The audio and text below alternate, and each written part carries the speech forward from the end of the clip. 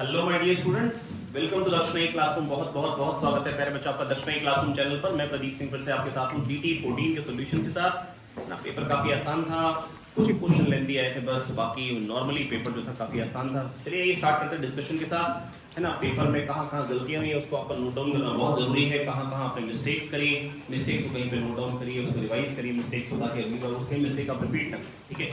तो चलिए स्टार्ट करते हैं। तो पेपर डिस्कशन फास्ट स्पीड से रखेंगे, अगर आपको लगे दोबारा सुनो तो आप दोबारा रिवाइंड करके देख सकते हैं।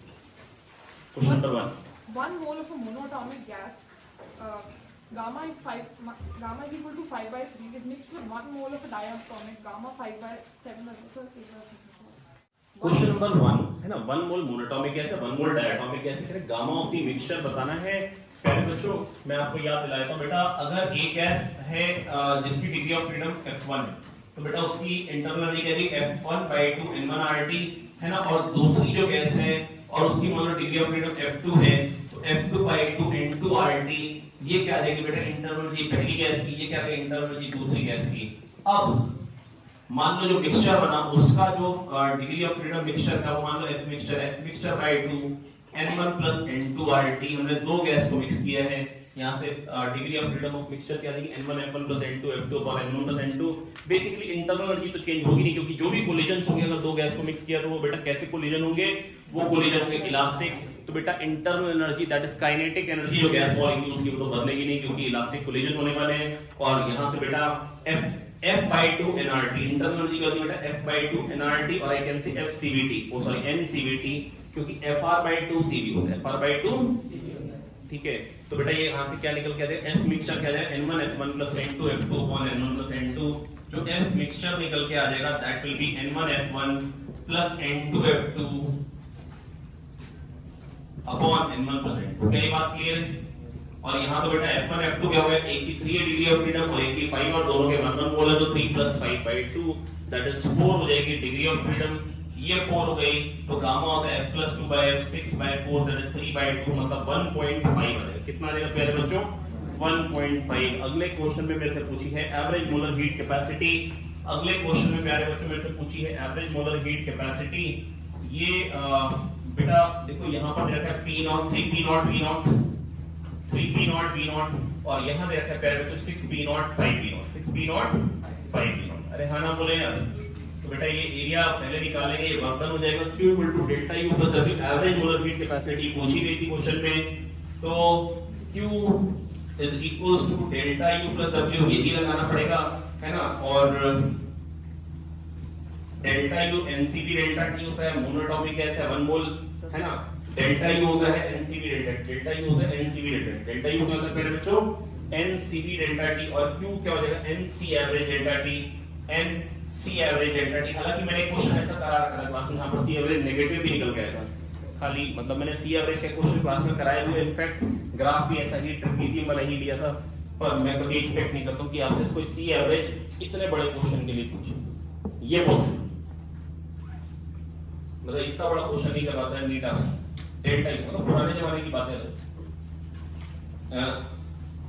3/2 nR डेल्टा T ये लेगा डेल्टा U, और वर्तन क्या हो जाएगा बेटा area under the graph. Area under the graph है half sum of parallel side, half 3P0 + 5P0 sorry 6P0 ये जाएगा 9P0/2 half sum of parallel sides into height. P0 से 5P0 बेटा ये जाएगा 4P0, सही कह रहा हूं, तो ये जाएगा 2 to the 4 ये 18P0 V0 बन गया। और nR डेल्टा T क्या बन जाएगा nR डेल्टा T हो जाएगा P2 V2 - P1 V1, है ना बोले F/2 nR delta T change in terms या NCV डेल्टा T के लिए CV 3R/2, तो nR डेल्टा T हो जाएगा 30 - 3 27, तो 27 3 बल्कि एक और आ जाएगा 81 P0 V0/2 प्लस ये क्या बन जाएगा 18 P0 V0, 18 to the 36, अच्छा 36 P0 V0, और इधर क्या आ रहा है बेटा n तो 1 है, और चलो n लिखे रहते, सॉरी r से मल्टीप्लाई डिवाइड कर दो, nR डेल्टा T की वैल्यू चुना लो, अभी निकाली थी बेटा 27 P0 V0 दिखाना बोलो यार। nR delta T nR T2 - T1 P2 V2 - P1 V1, ठीक है। ये भी ये मैं बता भी चुका बेटा क्लास में, ये सब चीजें है ना। ये P नॉट यहाँ से कट जाएगा, 9 2 ज़ा 18, 9 9 ज़ा 81, 9 3 ज़ा 27, 4 और 9 हो जाएगा 13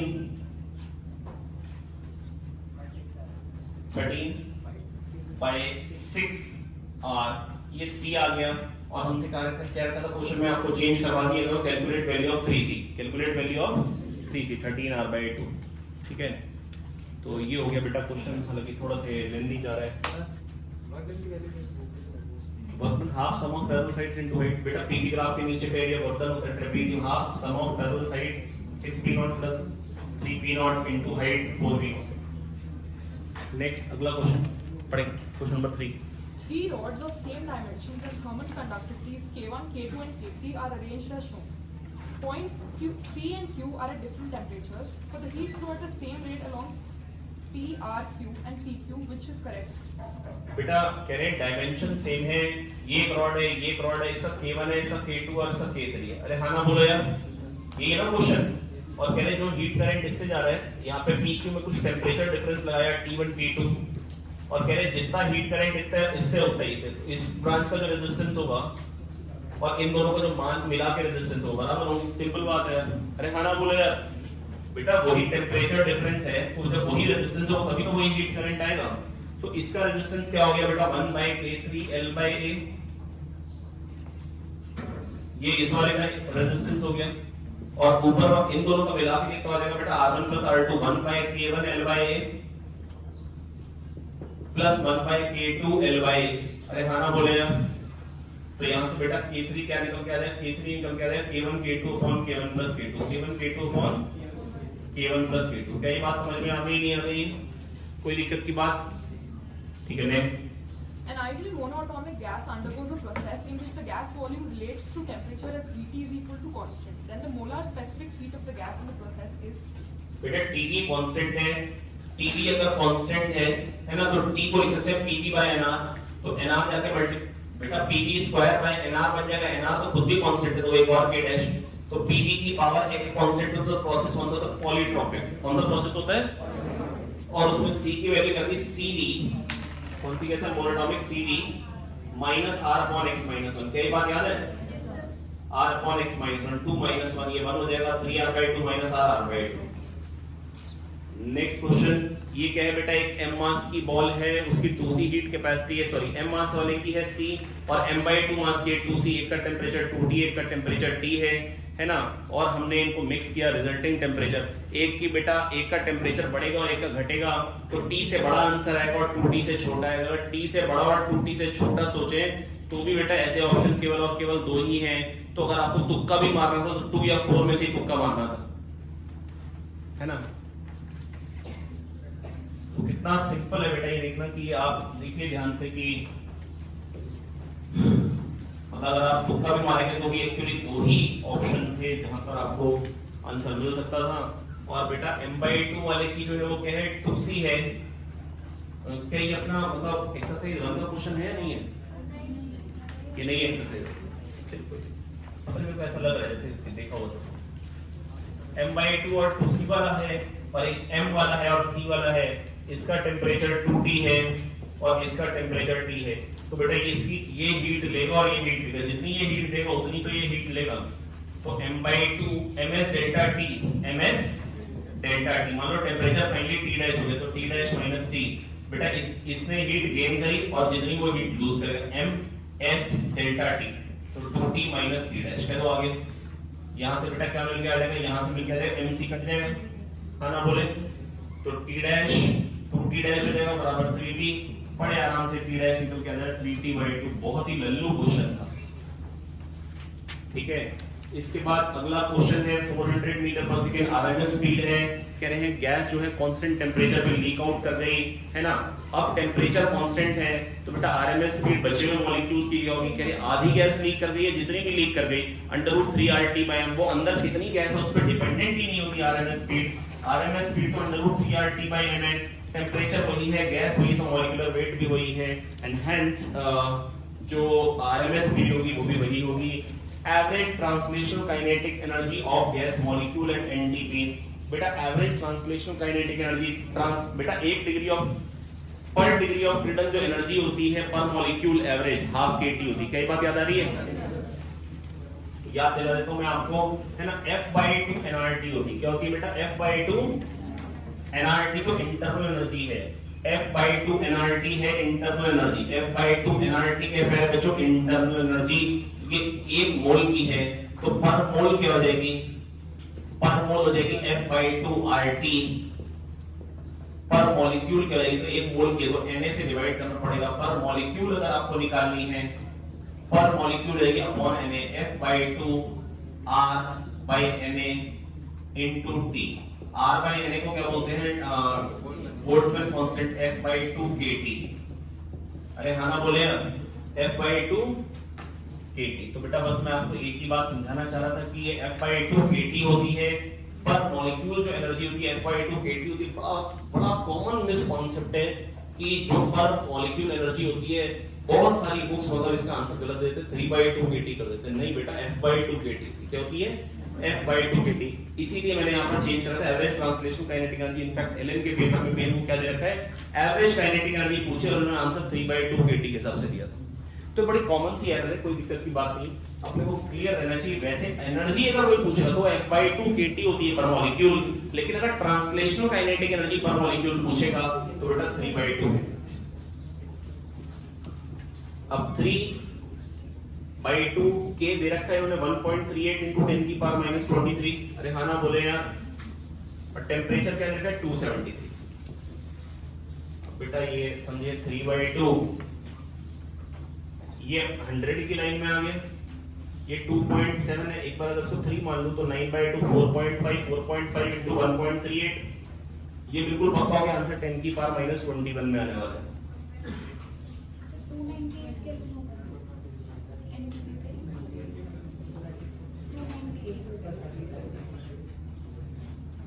बेटा आप लोग को एनटीपी 298 सिखाया गया क्या? मैं बता रहा हूं बेटा, मेरी बात सुनिए। एसटीपी एनटीपी एक ही बात है, और ये होता है 0 डिग्री सेंटीग्रेड 1 एटमॉस्फेयर। और इसके अलावा एक चीज होती है एसएटीपी, है ना, स्टैंडर्ड एम्बिएंट टेम्परेचर प्रेशर। एसएटीपी कई बार लिखा है तो वो होता है 25 डिग्री सेंटीग्रेड और 1 एटमॉस्फेयर। इसमें एक मोल की वॉल्यूम होती है 22.4 लीटर, इसमें होती है 24.48 लीटर। तो NTP is 0 degree centigrade. NTP is पता एक्चुअली है क्या बेटा? ये ना पुराना कन्वेंशन और नया कन्वेंशन दो बातें हैं, है ना। लेकिन आपके कोर्स में आपको लेके चलना है बेटा वो नए कन्वेंशन पुराने कन्वेंशन को नहीं, आपको एनसीईआरटी को लेके चलना है, विच इज 0 डिग्री सेंटीग्रेड और 1 एटमॉस्फेयर। 0 डिग्री सेंटीग्रेड और 1 एटमॉस्फेयर। इसमें पंगा ये है कि पुराना कन्वेंशन और नए कन्वेंशन को लेके इश्यूज।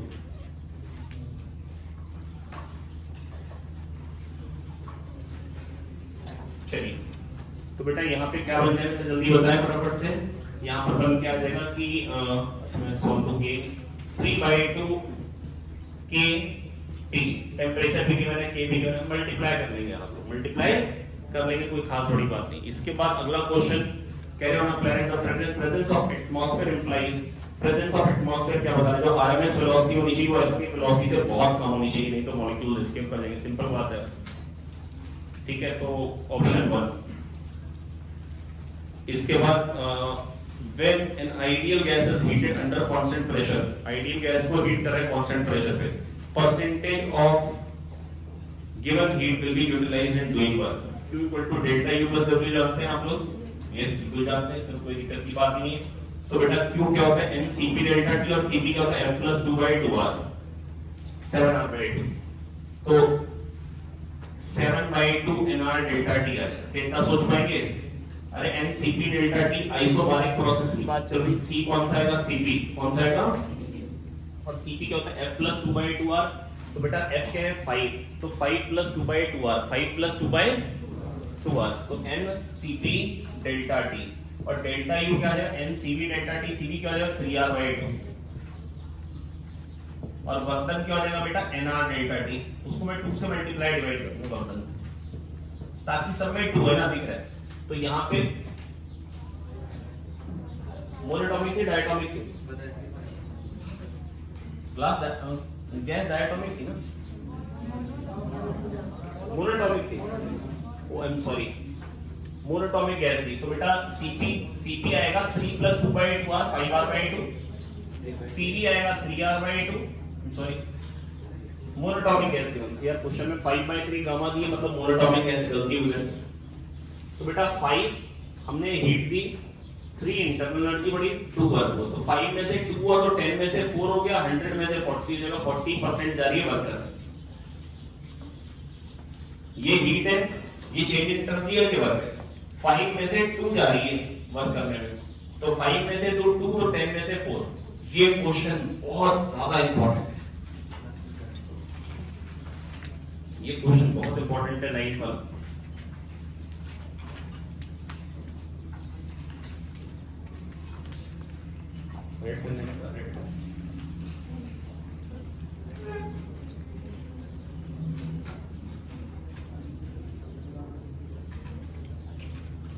हाँ, तो ये क्वेश्चन नंबर 9 बेटा आपको ये 2 दिन बात कर लेना चाहिए। ये क्वेश्चन मतलब आज जाके दोबारा करना है, कल फिर दोबारा करना है, परसों फिर दोबारा करना है, 3 दिन लगातार ये क्वेश्चन करना ही करना है आपको अपने हाथ से। और अगर आपको परसेंटेज आपको लगे ऐसे अच्छे नहीं लगे तो दिस अपॉन दिस इनटू 100 कर दीजिए, जो आपको मन करे वैसे कर लीजिए। ये वर्क डन है और ये हीट सप्लाइड है। हीट सप्लाइड में से आयुषी इतना वर्क करने में गए हैं, है ना, तो दिस अपॉन दिस इनटू 100, इतने में से इतना वर्क हुआ, तो 1 में से कितना होगा, दिस अपॉन वो चीज 2/5 इनटू 100 कर दिए, 200/5 आ जाएगा 40, है ना। ये बेटा बहुत ही इंपॉर्टेंट है, आपको बहुत कायदे से आना चाहिए। 1 mole of an ideal gas requires 207 joule of heat to raise the temperature by 10 Kelvin when heated at constant pressure. If the same gas is heated at constant volume, तो rise in temperature कितना आएगा? बेटा मैं बस आपसे इतना कहना चाह रहा हूँ प्यारे बच्चों, अगर कांस्टेंट प्रेशर पे हीट कर रहे हैं, कांस्टेंट प्रेशर पे हीट करें तो हीट सप्लाई करनी पड़ेगी NCP delta T. Constant volume पे करेंगे तो हीट सप्लाई करनी पड़ेगी एनसीपी डेल्टा टी। और इन दोनों में बेटा जो डिफरेंस आएगा वो आएगा NCP delta T, NCP minus CV delta T. और सीपी माइनस सीवी क्या है बच्चों, आर होता है, तो जो डिफरेंस आएगा वो एनआर डेल्टा टी का आएगा। तो क्यूबी माइनस क्यूबी जो आ रहा है वो एनआर डेल्टा टी आ रही है, क्यूबी माइनस क्यूबी ही लिखा है, जिसकी वैल्यू निकल के आ रही है प्यारे बच्चों कितनी, एनआर डेल्टा टी। कितनी निकल के आ रही है, एनआर डेल्टा टी। बेटा ये वैल्यू आ रही है क्यूबी माइनस क्यूबी। अब क्यूबी कांस्टेंट प्रेशर पे 270 है, ये पता है ना, क्यूबी में से पूछा है ना। और एनआर डेल्टा टी की प्यारे बच्चों वैल्यू कितनी, एनआर डेल्टा टी एन कितना है 1, आर 8.314, ये 25/3 लिख देते हैं एक बार। डेल्टा टी 10, अरे ऊपर 10 कटने नहीं, तो 8.314 भी इक्वली गुड था, तो ये 8.314 into 10 83 लगभग सब्ट्रैक्ट करना है इसमें से 124। बेटा कांस्टेंट वॉल्यूम पे वैसे तो इतना तो सोच ही सकते हो कम हीट देनी पड़ेगी, 215 वाले को टिक करना भी नहीं। 50 gram of copper is heated to increase its temperature by 10 degree centigrade if the same amount of heat is given to 10 gram of water, तो उसका राइज इन टेम्परेचर कितना है, तो ms डेल्टा t दोनों के बराबर है, हीट गिवन बराबर है 50, और इसकी स्पेसिफिक हीट जो कॉपर की बेटा वो कितनी है 420, और इसका टेम्परेचर 10 से बड़ा है, और उसको हमने 10 ग्राम वाटर दी, उसकी स्पेसिफिक हीट गिवन है 4200। तो अगर हीट बराबर सप्लाई करें तो ms डेल्टा t बराबर है, बेसिकली डेल्टा t बताना है, ये 420 कटेगा, यहाँ पे 10 आ जाएगा, या 100, डेल्टा टी निकल के आ रहा है, क्या निकल के आ रहा है 5। हालांकि अगर आप इसको ओरली सोचना चाहें तो भी सोचा तो जा सकता है, कोई खास बड़ी बात नहीं है कि अगर आपको मतलब मन हो कि अगर आपको नहीं लिखना, मैंने इसलिए लिखा क्योंकि समझाने में मेरे को बड़ा आसान पड़ता है, मेरा दिमाग नहीं लगाना पड़ता समझाने में। हीट बराबर सप्लाई करी तो ms डेल्टा टी बराबर, सिंपल। लेकिन अगर आपको लगे नहीं हमको, तो हम इसको देख के कर सकते हैं, हाँ बिल्कुल कर सकते हैं। मास ऑफ कॉपर है 50 ग्राम। अब लेकिन आप पता है ये आप गलती ना कर बैठे हैं, इसलिए मन नहीं कर रहा है। 50 ग्राम में स्पेसिफिक हीट ऑफ कॉपर जो 420 है, मतलब वाटर की स्पेसिफिक हीट बाय 10 है, इसकी s बाय 10 है, उसका मास 10 है, और उसकी स्पेसिफिक हीट है s। ठीक है, मैं कह रहा हूं मान लो मैंने 50 ग्राम वाटर लिया, तो स्पेसिफिक हीट तो ऐसी होती है उसकी, तो जो भी इसका टेम्परेचर बढ़ता है वो उसका 1/10 बढ़ता है। क्योंकि ms डेल्टा t तो बराबर ही होगा। मैंने m और इसका ms जो है 1/10 है, तो इसका डेल्टा t 10 टाइम्स हो, तो इसका 10 है तो इसका 1/, मतलब 10/10 मतलब 1 केल्विन हो जाएगा। और अगर 10 ग्राम लूंगा तो मास को अगर 1/5 कर दूंगा तो टेम्परेचर राइज 5 टाइम्स जो होगी। लेकिन मैं कह रहा हूँ ये सोचना मुश्किल रहेगा, तो सोचना जो सबसे आसान जो तरीका है, जो आप सोच सकते हैं, जो आप क्लिक कर सकते हैं आराम से दिमाग में, वो यही है कि हीट गिवन बराबर करती है ms डेल्टा t, है ना। मतलब कई बार क्या होता है ना कि मतलब पेपर में आप लोगों ने एक गलती पता क्या करते हैं पेपर में, आपको बताऊं, जैसे कि मैं आपको ट्रिक्स बताता हूँ कि ऐसे क्वेश्चन सॉल्व करो, ऐसे फटाक से हो जाएगा, लेकिन आपको पेपर में ट्रिक सोचनी नहीं होती। पेपर में जो मेथड पहले है आपको फुर्ती से करना, केवल फुर्ती से करना। मान लो पेपर में 45 क्वेश्चन आएंगे, है ना, मान लो 10 में ऐसा एग्जिस्ट करता है कि आप फटाक से कर पाएंगे, मान लो ऐसे 10 क्वेश्चन आते हैं, आप उसमें से 5 ढूंढ पा रहे हैं तो मोर देन सफिशिएंट, आप उससे ज्यादा नहीं ढूंढ पाए, है ना। और वैसे भी ऐसी जगह पे मैं इस क्वेश्चन की विधि करता हूं, कोई ट्रिक नहीं है यार इसमें, मतलब ये तो बेकार बात। तो बेटा ms डेल्टा t दोनों के लिए बराबर करिए, बड़े आराम से मिल जाएगा। नेक्स्ट अगला क्वेश्चन कह रहे हैं बेटा यहाँ पर a b कह रहे हैं दोनों का क्रॉस सेक्शनल एरिया बराबर है, लेंथ तो दी गई है कि 2r और एक पाई r है, क्योंकि 2 r टोटल होती है, बोल दो आगे। कह रहे हैं हीट करंट क्या होगा सर्कुलर से और स्ट्रेट रॉड, तो heat current through circular upon heat current through straight rod, ये क्या है delta t by r। Temperature difference तो बराबर ही, तो सर्कुलर रॉड के लिए जो रेजिस्टेंस है वो नीचे आ जाएगा, और स्ट्रेट रॉड के लिए इसके लिए डेल्टा t स्ट्रेट रॉड के लिए वही है, तो resistance delta t by r होता है ना हीट करंट, याद है भूल चुके हो। तो जो अब ये रेजिस्टेंस जो होता है बेटा that is proportional to length, तो स्ट्रेट रॉड के लिए बेटा लेंथ हो जाएगी 2r और सर्कुलर के लिए पाई r। क्यों मैं बाकी 1/k क्यों ले रहा हूं और एरिया क्यों ले रहा हूं, क्योंकि एरिया भी बराबर है दोनों साइड में और k भी बराबर, तो 1/k l/m, k और a तो सेम है ना यार, अरे क्या तो आ गया r है 1/k l/a, ये दोनों चीजें तो सेम है दोनों के लिए, इसलिए खाली मैं रेजिस्टेंस प्रोपोर्शनल टू लेंथ लेके कर दिया, इसलिए मैंने रेजिस्टेंस। सो जाओ बेटा सो जाओ, ठीक। अबे अटेंटिव रहो यार क्लास में यार। रेजिस्टेंस कितना निकल के आ रहा है, रेजिस्टेंस निकल के आएगा बेटा, रेजिस्टेंस बेटा प्रोपोर्शनल टू लेंथ ले लेंगे, ठीक है। अगले वाले में कह रहे हैं ratio of net heat loss, बेटा नेट हीट लॉस का रेशियो क्या होता है एमिसिविटी सिग्मा ए टी की पावर 4 माइनस टीएस की पावर 4, कई बार याद आ गई है, और टी की पावर 4 माइनस टीएस की पावर 4 में एक ही ऑप्शन है, खत्म हो गई बात। टीएस तो 300 है, टीएस तो 300 है, टीएस क्या पहले बच्चों 300, टीएस क्या है 300, और ए का टेम्परेचर है 473 का 273, तो 473 की पावर 4 माइनस 300 की पावर 4 और 673 की पावर 4 माइनस 300 की पावर 4, यही रेशियो होने चाहिए, बोलो आया। और बेटा एमिसिविटी सिग्मा ए क्यों नहीं लिखा, क्योंकि रेशियो लेना तो ई सिग्मा ए तो कॉमन हो जाएगा, ई सिग्मा ए तो नेक्स्ट वो कट जाएगा। अब बेटा पहले सीरीज में कैसा क्वेश्चन हम कर चुके हैं, आपकी बुक में था, लेकिन वहां पे 2 मिनट और हाफ मिनट था आंसर, यहाँ पे 4 मिनट और 1 मिनट आना है, नहीं आया यार, ये नहीं किया आपने, याद आ रहा है ना, मैंने करा रखा है क्वेश्चन क्लास।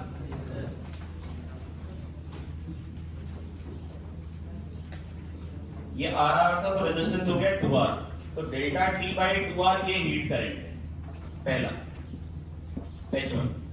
अब आर आर पैरेलल में तो क्या हो जाएगा r बाय 2, तो क्या हो जाएगा, अब हीट करंट कितना है जल्दी बताएं, delta t by r by 2 ये हो जाएगा H1 T1 equal to H2 T2, H1 T1 equal to H2 T2 कर देंगे, तो H1 T1 क्या हो जाएगा delta t by 2r, delta t by 2r, T1 क्या हो जाएगा इसमें H1 T1, बेटा एक सेकंड में जो थर्मल एनर्जी फ्लो होती है उसको बोलते हैं हीट करंट H, तो T टाइम में कितनी होगी Hp, और वही हीट फ्लो करानी तो H1 T1 equal to H2 T2 कर देंगे, तो delta t by r into T2, ये निकाल डेल्टा t बाय r करते हैं ना, आंसर क्या आ जाएगा बेटा 4/4, 1 आ जाएगा 1 मिनट। बेटा हीट करंट बेटा 4 टाइम्स हो गया, तो बेटा टाइम तो 1/4 लगेगा, वही थर्मल एनर्जी इकट्ठे होने में, क्या तो आगे समझ में आया, हाँ ना बोले यार। कह रहे हैं vessel of ideal gas at a pressure of 10 atmosphere and temperature 27 degree centigrade, half of the mass of the gas from the vessel is removed, आधी गैस को हमने रिमूव कर दिया, टेंपरेचर 87 है, देन द प्रेशर कितना हो जाएगा, pressure अरे क्या आपका फर्स्ट क्वेश्चन है पी, खाली मतलब मशक्कत कराना चाह रहे हैं हमसे, तो बेटा प्रेशर P1 by P2 क्या आएगा बताइए जरा, N1RT by V, N2RT by V। अरे हाँ ना बोलो यार। अब क्या सेम है, वॉल्यूम तो वही है, R वही है, तो N1T1 by N2T2 करना है। N1T1 by N1RT1 by V, N2RT2 by V। Gas बेटा वेसल तो वही है ना, उसमें से गैस लीक कर रही है, तो P1 by P2। अच्छा P1 पहले वाला प्रेशर ले लेता हूँ। पहले वाला प्रेशर कितना था 10, बाद वाला मेरे को निकालना है। पहले बेटा नंबर ऑफ मोल्स कितने थे n, बाद में कितने हुए n/2। पहले टेम्परेचर कितना था 300, बाद में कितना हो गया 350। अरे हाँ ना तो बोल दो यार 87 है। अच्छा ओ आई एम सॉरी 377, ठीक है 360। तो क्या बन जाएगा 2 ऊपर चला जाएगा, 0 कट जाएगा, 6 5 जा 6 6 जा, और ये 2 ऊपर चला जाएगा, तो 2 3 जा 6, 5 by 3 is equals to 10 by P2। अब यार इसके बाद मत कहना कि P2 निकाल दो, 5 2 जा 10, 2 3 जा 6, तो P2 क्या आ गया बेटा 6। ठीक है next, sometimes it is hard to open the kettle after putting boil water in it because of its high temperature, because of change in its dimension। yes dimension change हो जाएगा। क्या हो जाएगा dimension? दो अलग अलग चीजों के है ना ढक्कन, एक ज्यादा फैल के एक का थर्मल एक्सपेंशन ज्यादा और दूसरे का कम हो। हालांकि रीजन एक यही नहीं होता, खाली रीजन एक और भी होता है, मैन्युफैक्चरिंग डिफेक्ट और लो स्ट्रेंथ ऑफ पर्सन। यहाँ पर अगर कम्प्लेक्स होता तो लो स्ट्रेंथ ऑफ पर्सन सही बोलते, और फिजिक्स का क्वेश्चन तो लो स्ट्रेंथ ऑफ पर्सन ऐसे आंसर नहीं देंगे। ठीक है बेटा देखिए ये ना कैप होती है, कैप में क्या होता है ना कुछ चूड़ियां होती हैं, वो थ्रेडिंग होती है ना, तो क्या होता है प्रेशर दबाव नहीं कर रहा हूं उसको पुश कर रहा है, तो जो थ्रेड्स होते हैं कस के चिप हो जाते हैं, तो इसलिए खोलना वैसे भी मुश्किल होता है। स्टीम का जो प्रेशर आता है वो बहुत ज्यादा है ना, लेकिन हालांकि वैसा ऑप्शन नहीं है, तो यहाँ पे केवल और केवल क्या ही ऑप्शन मैच कर रहे हैं जो अपने काम के हिसाब से थर्मल एक्सपेंशन। कौन सा मैच कर रहे हैं? थर्मल एक्सपेंशन, जो चेंज हो जाएगा डायमेंशन बोला। अब बेटा जो टेंशन डेवलप होगी ठंडा करने में, एक वायर को अगर ठंडा कर दिया तो टेंशन क्या डेवलप होगी, वाई ए अल्फा डेल्टा टी। क्या ये बात बता रखी मैंने आपको? तो क्या ये लेंथ पर डिपेंड कर रही है? नहीं, तो क्या आ जाएगी इंडिपेंडेंट ऑफ लेंथ। क्या बकवास question. 10 gram of water is placed in a calorimeter of 100 gram water equivalent, तो आप कह सकते हैं 110 ग्राम वाटर हो गया। क्या तो आ गया समझ में? वाटर इक्विवेलेंट का मतलब यही था ना कितने ग्राम वाटर ले लें जिसको भी उतनी हीट सप्लाई करनी पड़ेगी। ठीक है, तो 110 ग्राम वाटर कितना होगा बेटा 110 gram heat required to raise the temperature 260 degree centigrade. तो 110 ग्राम वाटर MS1 हो गया, डेल्टा टी कितना हो गया 50, क्योंकि 50 से टेंपरेचर बना, तो यहां से आ जाएगा 5 5 और डबल 0। क्या तो आगे समझ में आया? स्पेसिफिक हीट ऑफ वाटर तो बेटा 1 कैलोरी होती है पर ग्राम पर डिग्री सेंटीग्रेड। इलेक्ट्रिक फैन को अगर चालू कर देंगे तो बेटा रूम क्या हो जाएगा, गर्म हो जाएगा, है ना। आपको ऐसा महसूस नहीं होता होगा, मतलब ऐसा तो होना चाहिए, आपको तो ऐसा लगता ही नहीं कि रात को पंखा चला के सोते हो, कौन सा रात में कमरे में आग लग जाती है, ऐसा तो होता ही नहीं बेटा। मैंने खिड़कियां खुली हुई होती है, तो मतलब वो अगर एयर गर्म हो रही तो बाहर से वो मिक्स भी हो जा रही है, और साथ में अगर मान लो कमरा बंद भी कर दे तो भी हीट ट्रांसफर हो सकता है दीवारों से। करेक्ट बात है, इनकरेक्ट बात है? तो बेटा मेन बात ये ना, मुद्दा यही है कि जो क्या मुद्दा है कि वो हीट ना बाहर को चली जाती है। होता क्या बेटा, गैस मॉलिक्यूल को धकेला ना तो बाहर जो वेलोसिटी देता पंखा वो रैंडम में कन्वर्ट हो जाएगी, और जो रैंडम वेलोसिटी बेटा वो क्या बताती है टेंपरेचर। टेंपरेचर क्या रैंडम वेलोसिटी जाता है, वेलोसिटी बढ़ा रहे तो टेंपरेचर तो बढ़ेगा ही बढ़ेगा, है ना। इसके बाद बेटा ये देखो दो आइसोबारिक है, दो आइसोथर्मल है, दो एडियाबैटिक है। अब बेटा कौन सा डायग्राम सही है? पहला टीवी डायग्राम दे रखा है रेक्टेंगल, दैट इज दो आइसोथर्मल दो आइसोकोरिक। हट, अरे बोलो है कि नहीं है? ये तो बकवास है ना, नहीं है समझ में ना यार, या आगे समझ में?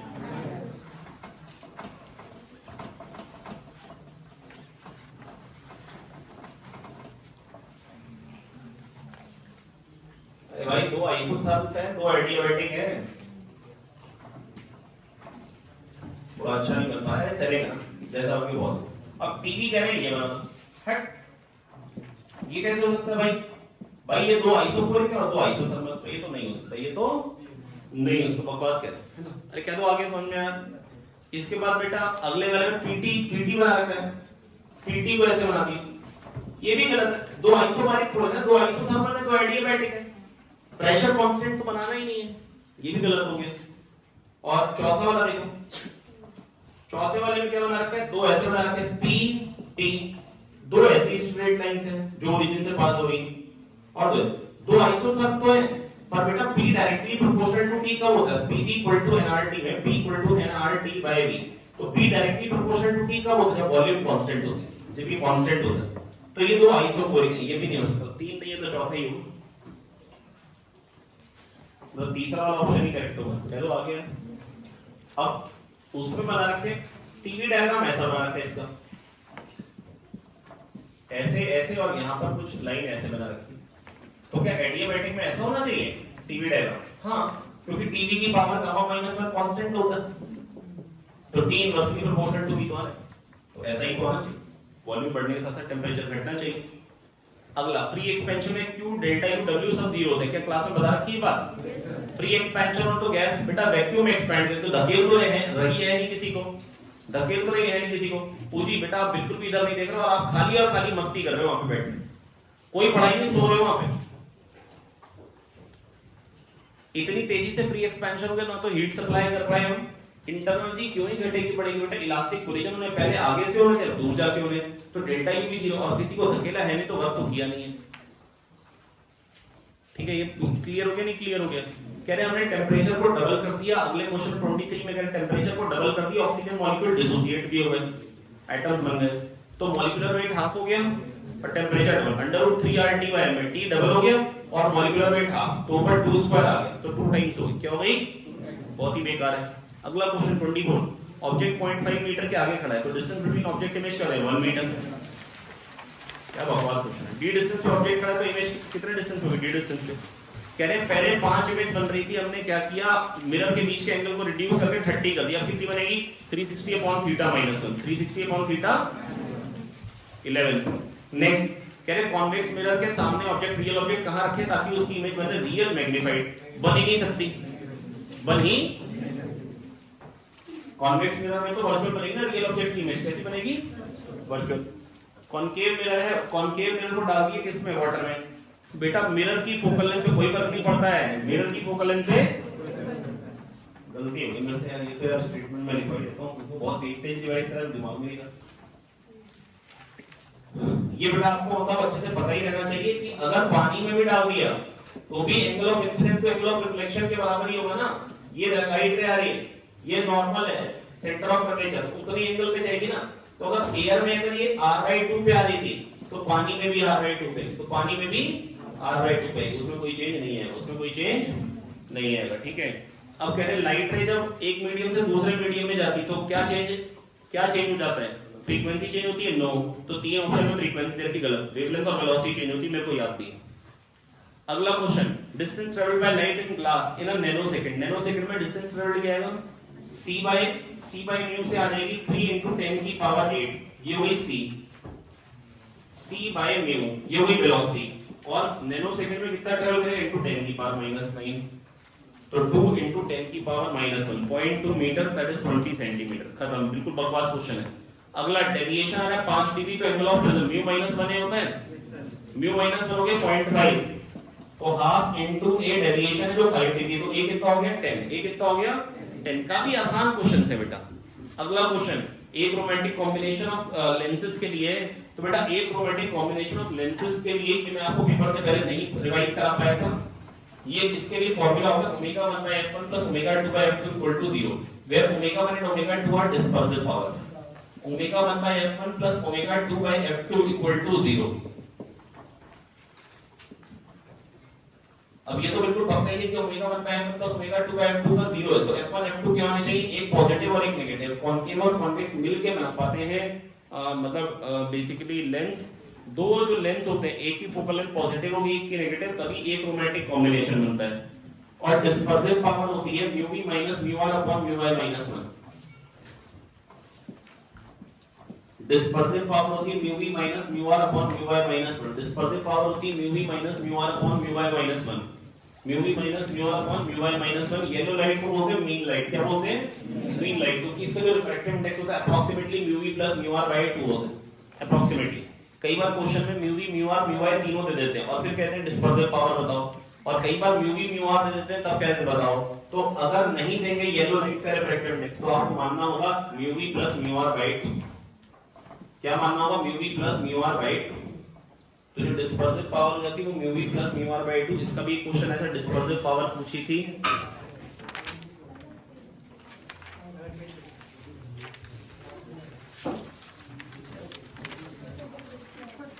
क्वेश्चन नंबर कौन सा है? 42। बोले क्वेश्चन क्या बेटा? 42 वाला। Calculate the dispersive power of a ground glass prism if the refractive index of red and violet colors for the ground glass are respectively 1.52 and 1.62. 1.52 and 1.62. खत्म हो गई बात की। 1.64 है, 1.52 और म्यू वाई क्या होता है? ये से 12 ज्यादा है तो 8 ज्यादा 6 ज्यादा 1.58। तो बस 1.64 माइनस 1.52 अपॉन 0.58 म्यू वाई निकालेंगे 1. दिस प्लस दिस बाय 2 से निकालेंगे। खत्म हो गई बात है। डिस्पर्सिव पावर होती है mu V minus mu R upon mu Y minus 1। Dispersive power क्या होती है? Mu V minus mu R upon mu Y minus 1। Mu V minus mu R upon mu Y minus 1। ठीक है। और जो एक और मैट्रिक कॉम्बिनेशन के लिए रिलेशन होता है omega 1 by f1 plus omega 2 by f2 equal to 0। तो बेटा अगर एक है कॉन्वेक्स लेंस, एक है ये बेटा, अगर ये नहीं समझ में आ रहा ना तो बेटा इसको मैंने समझाया ही नहीं। मतलब अगर आपने पढ़ रखा था पहले तो ही आपको करने पड़ेगा ये दो क्वेश्चन, है ना? नहीं तो बाद में रिवाइज करा देंगे। तो omega 1 by f1 plus omega 2 by f2 0 है। तो अगर एक ही फोकल लेंथ पॉजिटिव वाला लिए 40 वाला लिया है तो दूसरा पक्का है कि नेगेटिव वाला आंसर आएगा। तो या तो आंसर 1 होगा या तो 3 होगा। बाकी कर रहे हैं तो आप कर लीजिए। ओमेगा 1 बाय f1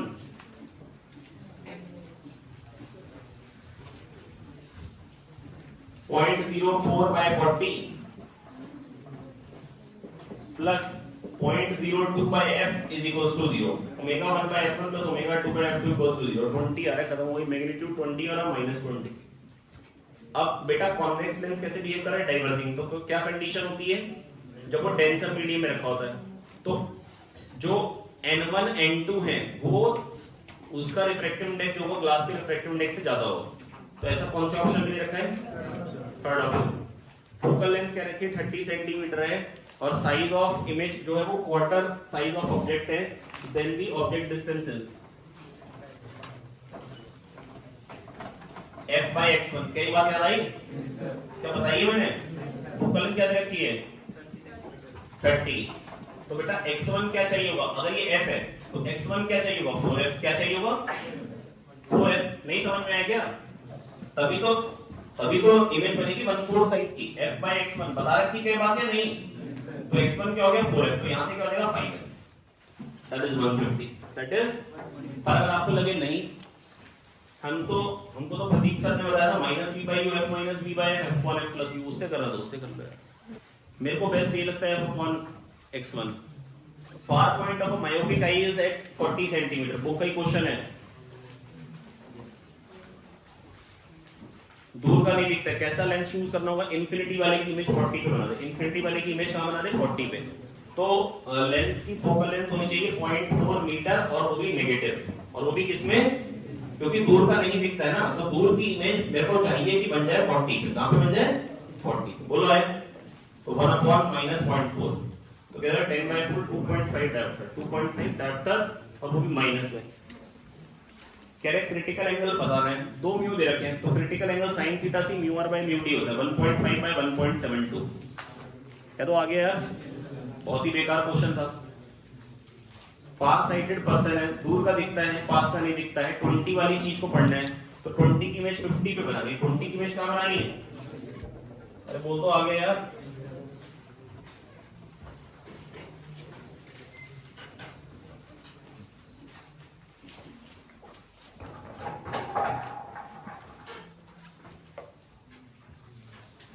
पॉजिटिव होना चाहिए तो समझ में आएगी। नहीं है समझ में? पॉजिटिव होना चाहिए, समझ में आ गया। अब पॉजिटिव तो होना चाहिए। हेलो, पॉजिटिव तो होना चाहिए। और मैं चाहता हूं जो इमेज बने इसकी 20 वाले की वो 50 पे बन जाए। वो कहां बन जाए? 50 पे बन जाए। 20 वाला जो ऑब्जेक्ट है उसकी इमेज काश 50 पे बन जाए। यही तो चाहता हूं मैं। ऐसा कब होता है बेटा? जब रियल ऑब्जेक्ट की वर्चुअल इमेज बनती है पोल से फोकस के बीच। मतलब फोकस जो होगा वो 20 से बड़ा होगा। फोकल लेंथ जो होगी वो एक्चुअली में 20 से बड़ी होगी। तो पावर जो होगी, अगर मैं 20 सेंटीमीटर को फोकल लेंथ मानूं तो पावर आएगी 5। लेकिन ये इससे बड़ा है। फोकल लेंथ एक्चुअली में तो बड़ी है ना, तो 5 से कम होना चाहिए और पॉजिटिव होना चाहिए। 3 डायोप्टर। कैलकुलेट भी नहीं करना मेरे को। मैं ये कहना चाह रहा हूं पोल से फोकस में ही बनती है ना बेटा वर्चुअल इमेज। तो कहां से कहां में बनती है? पोल से फोकस में। अभी मैंने अभी सोचा है ना, क्योंकि शायद ये मैंने क्वेश्चन ऐसे ही मैंने पहले मैंने ऑप्शन में नहीं देखा था जब मैंने पिछली बार सॉल्व कराए थे, और बाई चांस एक मेरे को दिखा पहले मैंने देखा पॉजिटिव है ना, तो पॉजिटिव दो ऑप्शन दिखे, तो फिर मेरे को दिमाग में कैसे एलिमिनेट कर सकता हूँ एक। अब ऐसा नहीं कि आपको ये सोचना होगा पेपर में, अगर आपके दिमाग में क्लिक किया बड़ी अच्छी बात है ना, और नहीं क्लिक किया तो तुरंत आगे बढ़ना। आप पेपर में बैठ के कभी सोच नहीं सकते कि मेरे को शॉर्ट ट्रिक आ जाएगा ना, उतनी देर में तो ये सॉल्व हो जाएगा 1/b - 1/e = 1/f। सोच के क्या टाइम वेस्ट कर रहे हो भाई, पहली बार में हिट किया अटैक किया, जो दिमाग में पहला तरीका आएगा उसी से अटैक करें। कभी भी बैठ के सोचते नहीं है पेपर कि एक तरीका आ गया, नहीं यार ये लंबा लग रहा है दूसरा सोचो, फुर्ती से करो, आलस नहीं, ठीक है।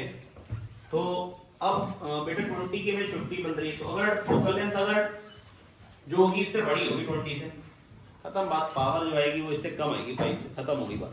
और अगर आपको लग रहा नहीं हम तो दयालु लोग हैं, हम ऐसे नहीं करते तो ये अधर्म, तो 1/b - 1/e = 1/b के बजाय -50, सब नेगेटिव है, incident rays opposite direction, b क्या हो जाएगा -50, 1/b - 1/e, तो +1/20 हो जाएगा क्योंकि नेगेटिव आएगा, = 1/f। क्या कर लोगे सॉल्व, ये मेरे को करना है, पक्का है।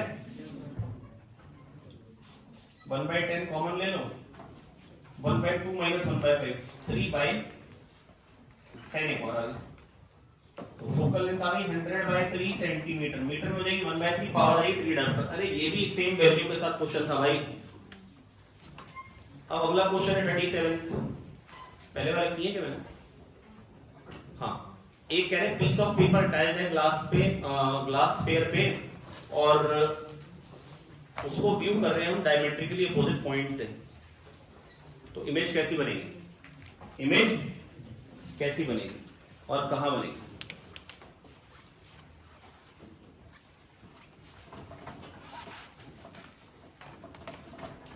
ये स्फीयर है, यहां पे कोई चीज है, देखा इधर से जा रहा है, तो बताना इमेज कहां बनेगी। यहां से इंसान देख रहा है, ऑब्जर्वर इधर है, तो जा इस मीडियम में लिया, आ इस मीडियम से लिया, तो μ2 हो गया 1, μ2/b - μ1/e = μ2 - μ1/r। अरे हाँ ना बोले, μ2 क्या हो गया 1, b निकालना है, μ1 क्या हो गया 1.5 दे रखा है ना, और u क्या होगा बेटा -2r, क्या होगा, अरे ऑब्जेक्ट यहाँ है ना, तो -2r आएगा ना। अरे हाँ ना बोलो यार, अरे ये भी ना बोलो यार ये -2r होगा। अरे मुक्की पेपर पे क्या देख रहा है भाई, इधर देखना है यार। ऑब्जेक्ट डिस्टेंस कितना है 2r है, और इंसिडेंट रेस अपोजिट डायरेक्शन कितनी -2r = μ2 - μ1, 1 - 1.5 - 0.5, और सेंटर ऑफ कर्वेचर किस तरफ है, इंसिडेंट रेस के डायरेक्शन में अपोजिट में, इसलिए माइनस आ रहा है। बोलो आया, तो 1/2r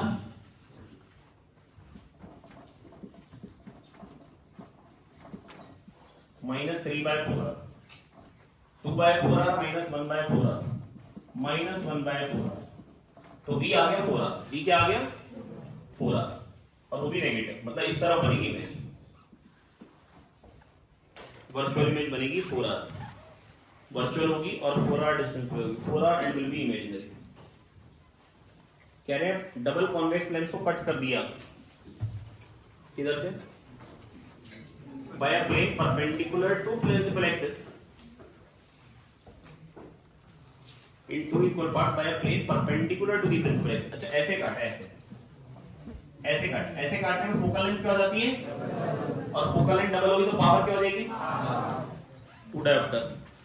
अगर मिरर को घुमा रहे 4 रेडियन पर सेकंड से, तो रिफ्लेक्टेड बीम कितने से घूमेगी 8 रेडियन पर सेकंड। क्या याद आ गई बात।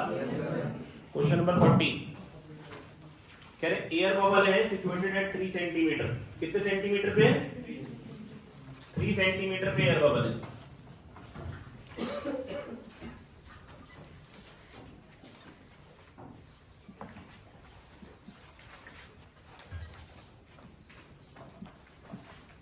दिखाई कहां देख, इधर से देख रहे। ऑब्जेक्ट यू पे, इंसिडेंट रेज इधर है, सेंटर ऑफ कर्वेचर भी इधर है, तो μ2/b, फिर से वही बात, μ2/b minus μ1/u equal to μ2 minus μ1/r। कई बातें समझ में आती हैं। μ2 by v minus μ1 by u equal to μ2 minus μ1 by r। μ2 क्या हो जाएगा 1 by v, v तो मेरे को निकालना है। μ1 क्या हो गया 1.5, जहां से रे आ रही, u क्या हो गया -3, μ2 minus μ1 1 minus 1.5 minus 0.5 by r, r कितना रखा था 5, और वो भी इंसिडेंट से अपोजिट डायरेक्शन। खाली एक ही अननोन है, कर लोगे मैं करूं? बड़ा मुश्किल है कैलकुलेशन, कर पाओगे सच में? तो ये हो गया 3 बाय, ये 3/2 है, 3 कटेगा 1/2 हो गया, और वो क्या है 1/10, 1/10 माइनस 1/2 आ रहा है, तो नेगेटिव आ रहा है। इमेजिनरी इमेज तो बनेगी बनेगी,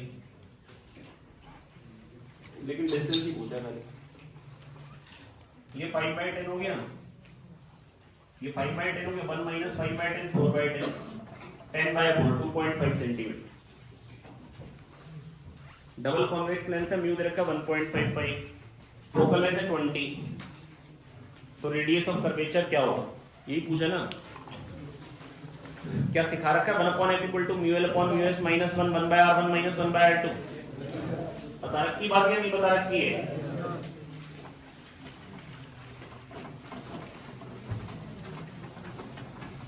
फोकल लेंथ 20 क्वेश्चन में गिवन नहीं थी, लिखवा दी गई थी पेपर में, 2-3 गलतियां थी, सारी बता दी गई थी।